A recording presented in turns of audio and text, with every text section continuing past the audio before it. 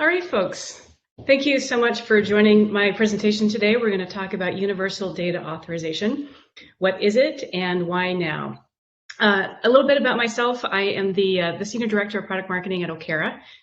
Prior to this, I have a long history in business intelligence, so I know quite a bit about data.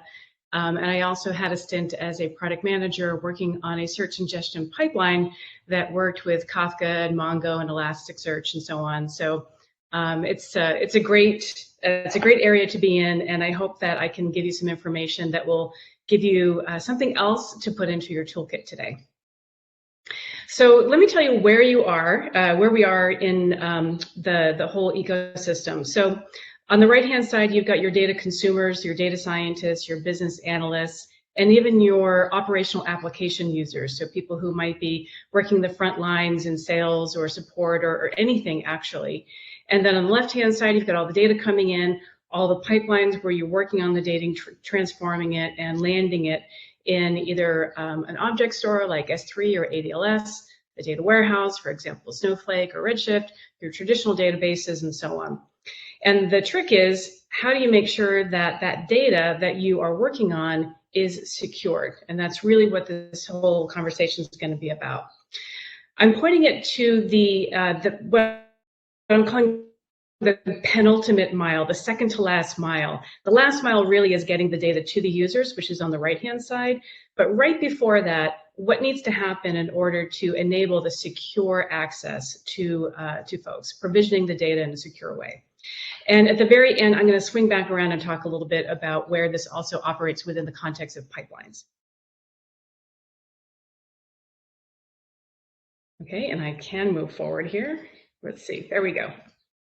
All right, so 5 things we're going to go over between the pipeline and the user, why data-driven initiatives fail, fine-grained access controls, the new table stakes. We're hearing that a lot from the folks who come and talk to us. Universal Data Authorization, what is it?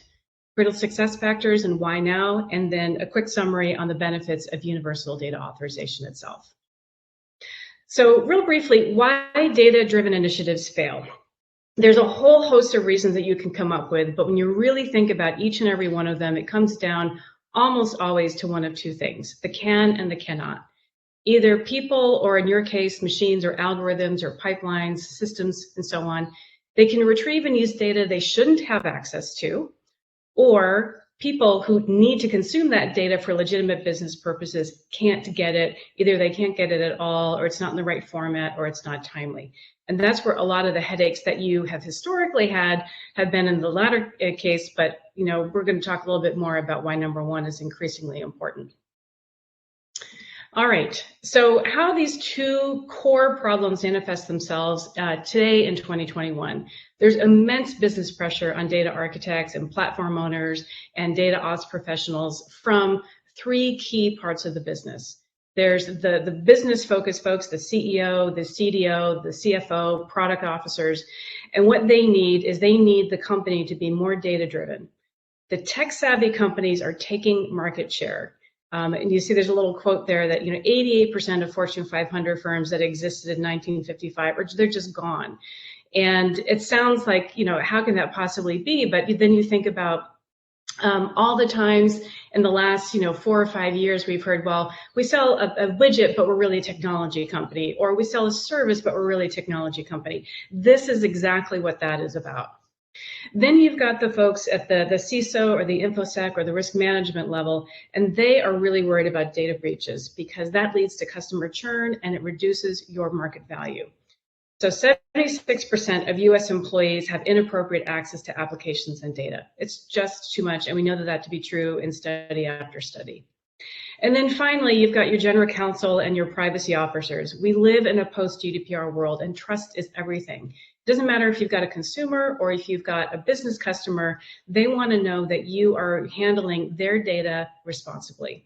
And if that isn't enough for you, even a year ago, folks were saying, oh, the fines, we'll just pay them. It's not that big of a deal. They're adding up because it's more than just GDPR now. It's a worldwide phenomenon where everyone is concerned about protecting privacy. So the billion-dollar fines, from GDPR alone, it's just going to get bigger, and it's not going to be just GDPR. So this is becoming real really fast. So it's becoming harder to balance that can and cannot. When you look at yesteryear, you can say things like there was table and column, and sometimes you got row-based access. So table would be everyone in sales can access the transaction table for sales. Column, sales cannot access the credit card number field. And then row-based filtering or row-based access control, you would say, well, the account executives cannot access transaction details outside of their region.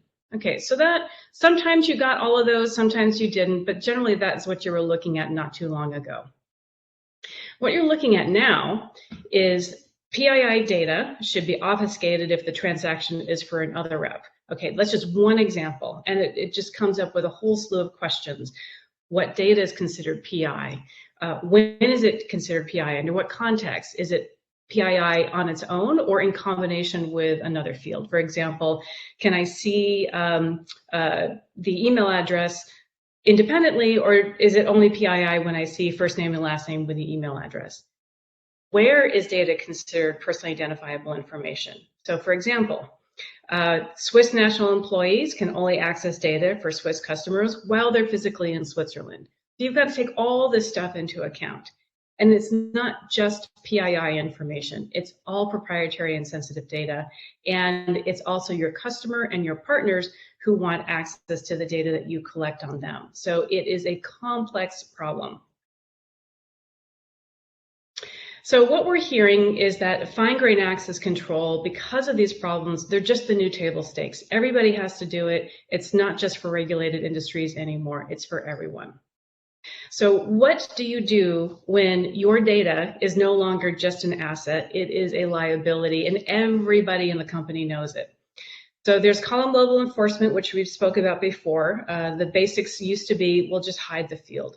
Now you can decide whether you want to hide the field entirely so nobody knows it exists, or you could make the field available, but you can exit out, mask it, or null it, or even just replace it with the word redacted. There's other masking approaches. So for example, you can take a zip code. This is a zip code from Massachusetts, and you can keep the first 3 numbers in the zip code so that you can see on a map generally where the data point is coming from, but not specifically where it's coming from.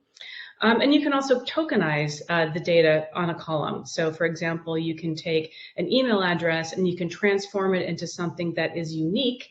And you want it to be unique in some cases so that you can aggregate data. You can say, what was the sum for some transaction or some category, for example, email address. You also want to be able to maintain referential integrity so that if you've got 2 tables you want to join together, you want to be able to have that unique identifier, but you don't want it to identify a person. So tokenize is available for that. Then you've got your row level enforcement, so filtering the data that users shouldn't see. And then you get into the cell level, and this is where you get into some more advanced logic. So one example, which is easier to implement, is if a cell value exceeds a certain threshold. So for example, for HIPAA, if you've got someone who is older than 80 years old, you want to not make the date of birth available. So that's an example of a cell level threshold that you want to be able to manage. And then there's also complex anonymization and de-identification, K-anonymization, differential privacy, and so on. So all this stuff is now increasingly available, but the thing is, how do you actually implement it? So there are 6 approaches that we've identified, and there is another presentation that I can point you to, or my colleagues in the chat can point you to, that our Vice President of Engineering has presented, but I'm just going to present 2 to you today. The first one is fully within your control in the data ops profession. It's DIY. You want to have curated data extracts. And at first, it seems like the easy way to go, and it's kind of a trap. You can find yourself starting to managing policies as pipelines and IAM roles, and you find yourself responding to requests where, let's say, a data scientist needs specific data, and you put it together and you send it off to that person, and the next thing you know that they've taken it, or you don't know, they've taken that file and now it's on their laptop, and you don't know where it's gone after that. Then you've got the issue of slight variations. I might need something that is very similar to the person next to me, and then you are responsible for getting that information out, and then you'd have massive data duplication. And then the other issue with curated data extracts is what we consider secure changes. So if data is sensitive today, it may not be tomorrow, but more likely something that is not considered sensitive today might be considered sensitive tomorrow. And then you have to figure out what to do with all those extracts that are lying around. There's a slew of other problems. There's been a lot written and complaints about having multiple extracts. It's very tempting because you can do it quickly, but the management headache down the road, it's really hard to deal with. So the second one is partly within I would say it's fully in your ability to actually implement this, but you're also going to find vendors are going to be implementing policies as database views. So an example of that would be Mary can see data within the context of this view that we're going to create that masks the customer name and so on. And the issue there is that once you get a fair number of tables and you have a fair number of views, it is completely unmanageable at scale. And it doesn't matter if you're DIYing it yourself or if you are leveraging the capability that was created by one of your technology providers. It's just too hard. And it's also specific to that one data platform. It also leads to inevitable duplication, which is very hard to evolve once you've got something out there and you've got it forked basically. How do you know which one to update when you have to update? Because it is going to happen. You're going to have to update these policies. And then the other thing is going to be really hard and in some cases impossible to leverage the user context if this is the only thing that you're relying upon.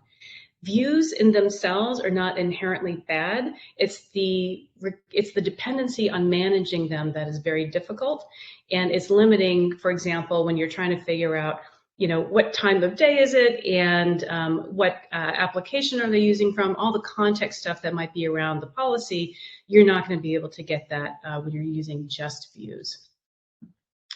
So at the end, really what folks need is enterprises specifically, or any company that has complex data requirements and a large number of users, they need both role-based access control and attribute-based access control. So role-based access control generalizes the access permissions by user. Sometimes you have a one-to-one relationship between a user and a role, but generally it's going to be groups of users will be assigned to one or more roles. And in this case, it's not metadata driven. In contrast, the attribute-based access control is metadata driven. And what that does, it's an abstraction that references data or users by its attribute rather than its actual name. And I'll show you in the next slide what that looks like. So for example, you've got data attributes, which data might be tagged PII or public or social security number, user attributes, what region am I in, what's my job title, and then also the current environment and context, the IP address, timestamp, the device you're using, and so on. All right, so ABAC, or attribute-based access control, is really key to managing complexity. And this is a lesson that we at Okera have learned, over time, kind of the hard way. So what you need to do, it's like a do this, not that type of approach. So here you've got an example of 4, let's say, I'm just going to call them databases. It could just as easily be, S3 buckets and so on, but for the sake of simplicity, we'll just call them databases. And you've got, let's say, you've got a loans database, and you've got an HR database, and you've got a customer database, and some of your patients, and so on. And each one of them has its own, tables and columns. And instead of referencing your policies by name, which is over here, for example, for a role, mask loans.social security number, or hr.gov ID, and filter rows where region equals Southwest. This is hard coded. It's really hard to scale, and it breaks really fast. You can get it started, and you can feel really good about getting it started, and then after a while it just falls flat. With attribute-based access control, you're using tags or attributes. So we're saying for this particular role, so we're combining role-based access with attribute for the role, mask any column that happens to have the attribute PII social security number, and then filter rows where region matches the user's region. So you're referencing this automatically, and it's a very easy way to scale your data. Scale your data policies. So you might be asking, well, how do we get all those attributes in? And this is where machine learning automation is going to save the day. This is really what it works really well for this. So there are ways that you can automate data discovery, classification. Data catalog providers are, this is what they do really well. So they can use machine learning algorithms and so on to identify, find your data, classify it, tag it with attributes and so on. And then you can have a backup person who's going through, whose job it is to understand the data and the attributes and what is appropriate attributes for you to be able to leverage. They can sort of finish the job and make sure it's all done. So all this stuff exists today. All right, so fine-grained access control. Everybody's doing it, and if they're not doing it, they're going to be doing it really soon. Your company needs to do it for the reasons we mentioned earlier. So, for example, it's not just regulated industries anymore. We're all regulated in some way because of the privacy controls. You personally might be called upon to implement this, which is why I hope that this presentation is helpful to you to give you some ideas and some best practices.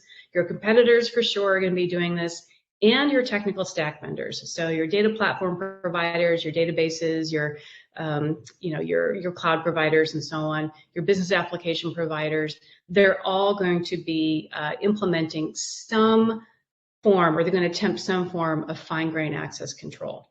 And there's probably other folks that I missed, but for the time being, I'll just kind of move along. So let's assume that everybody's going to be doing fine-grained access control or attempting. Okay, then what? Okay, what do you do when everybody's got some version of fine-grained access control?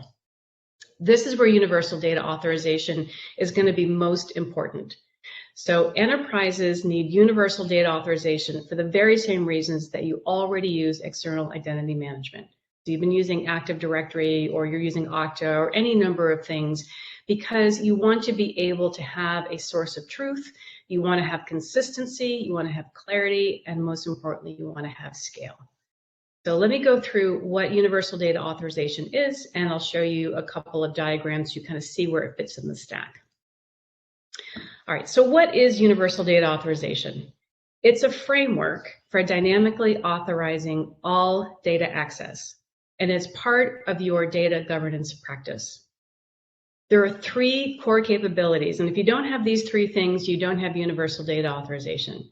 You need to have universal policy management. And that's going to include both a standardized language to create policies so that they are understandable to everyone who's creating the policies, and also a library where all those policies can be viewed and managed and applied consistently.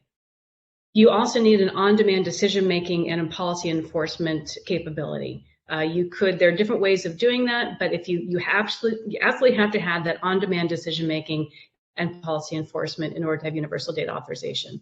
And you can't have the last one without the other two, but it's really important. You need to have centralized audit and reporting.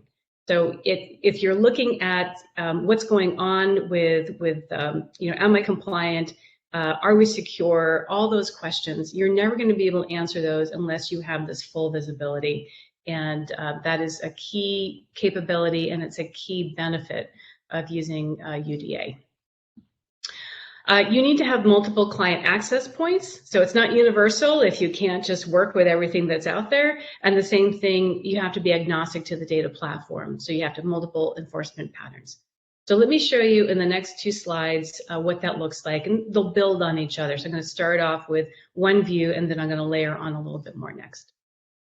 Okay, so this is what the dynamic enforcement looks like. So across the top, we've got the multiple clients. So this is where part of the universality comes from. Doesn't matter whether you are a data scientist working with Python or Databricks or Spark or what have you, or a business analyst using Tableau or Looker or any other number of BI or SQL-based tools, or again, the application user. It could be any type of application, but you want to have a programmatic integration, so you make sure that the folks using that application get the data that they're allowed to see in order to perform their roles.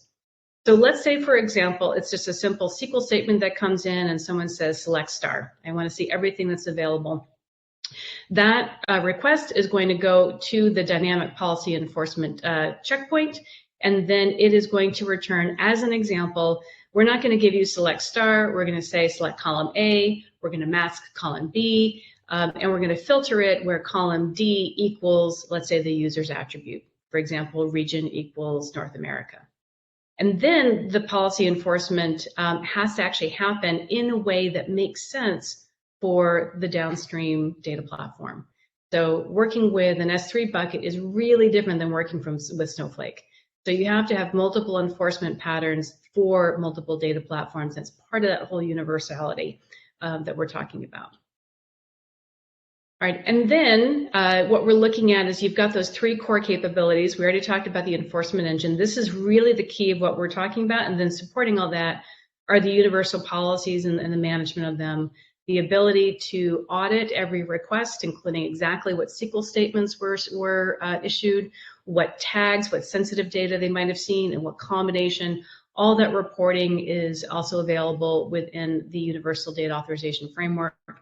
And of course, we've got, in the best cases, we've got APIs to enable enterprise integrations and workflow automation. Now, this is important over here on the left-hand side. You could either have, within your framework, you could have your own data discovery and classification system, or you could leverage a third party, a partner system that is a best of breed, let's say data catalog or data discovery, or use both. But the important thing is that with however you get your classification and you get your identity and authentication, all this stuff works with your platform and they pick up the attributes. It's the attributes that feed the policies that enable the dynamic policy enforcement. So if, for example, I am new to a company and I get added and my region is added and I go into Looker my first day, it's going to know immediately who I am and what I'm allowed to see. You don't have to do anything in the application that I'm using. It all happens over here. This is your system of truth. Same thing with the data discovery and classification. Let's say for some reason you had something wasn't classified. You have a new classification that you need to employ. You want to be able to apply that at the data itself, and it automatically gets picked up dynamically at the point of the request when it happens right here. So that is the core of what Universal Data Authorization offers. Okay, so a few critical success factors and why now. All right, so you want to be able to automate that data discovery and data attribute tagging. I talked about this a little bit.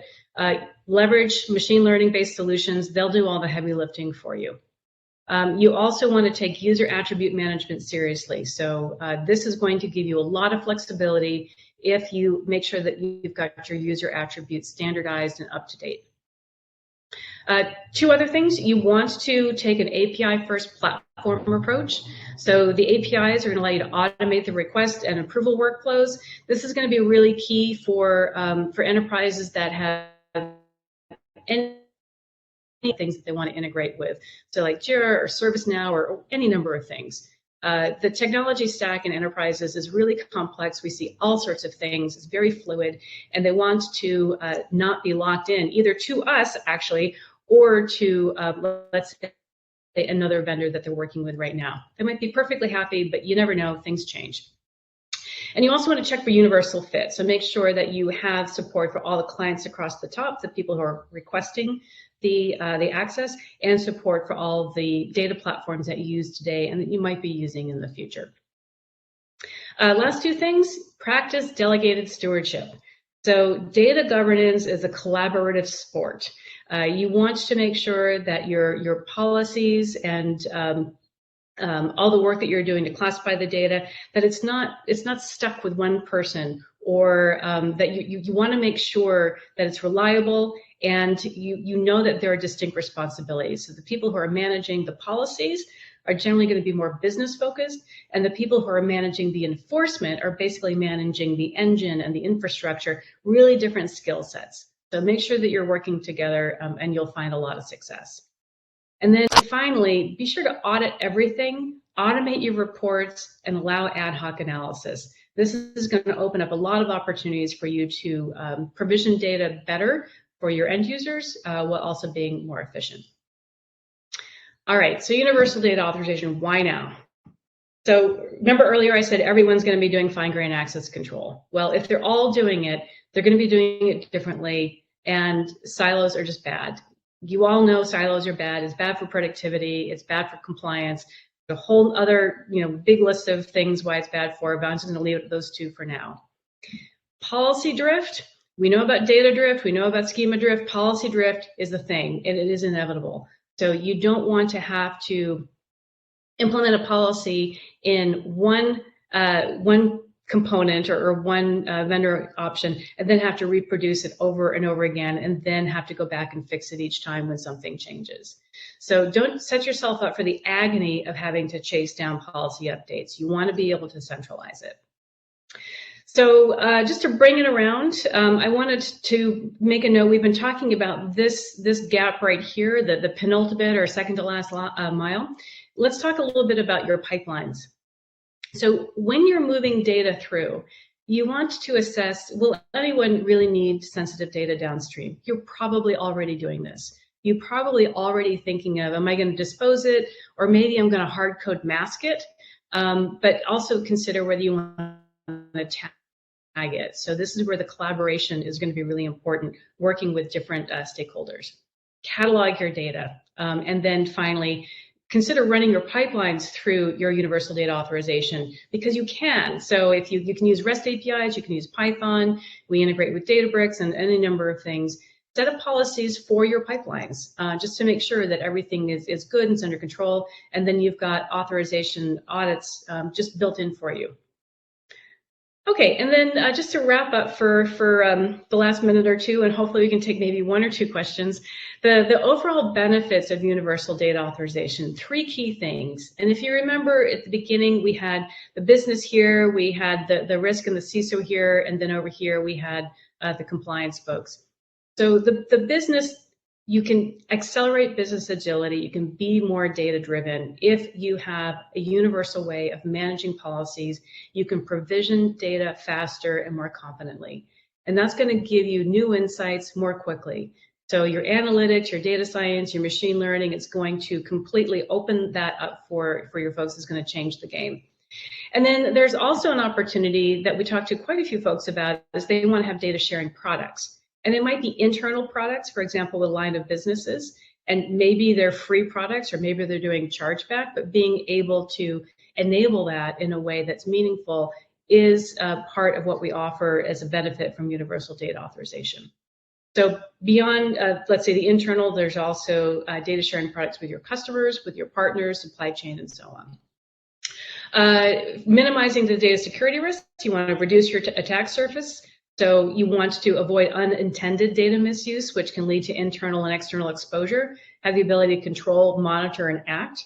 And then finally, being able to accelerate that compliance reporting. There's a lot of other benefits to reporting, but for this audience, I think just making sure that you don't have to worry about that and accelerating that, it's just a huge, it's a huge load off your shoulders. So keeping up with evolving regulations, customer agreements, corporate policies. So basically you can make sure you're complying. If not, you can correct it and then report back. So with that, I want to thank you for your time and just say that we at Okera really want to enable everyone to use data responsibly so that you can accelerate innovation, protect your business, your customers, and your partners. Feel free to reach out to me at mary.flynn@okera.com. And if there's time, I'd be happy to take a question or two, either now or offline.